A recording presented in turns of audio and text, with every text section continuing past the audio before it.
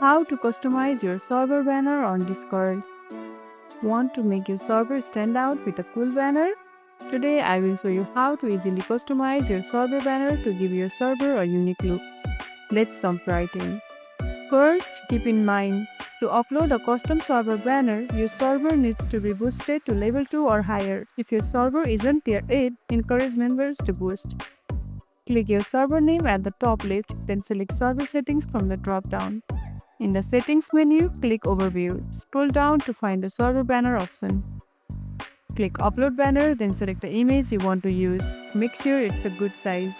Ideally 960 by 540 pixels for best results. Once uploaded, you can preview how it looks. If happy, click Save Changes at the bottom. And that's it, your server now has a fresh new banner to impress your members and visitors. If you found this tutorial helpful, don't forget to like this video, subscribe and tap the bell icon so you never miss an update. See you in the next one.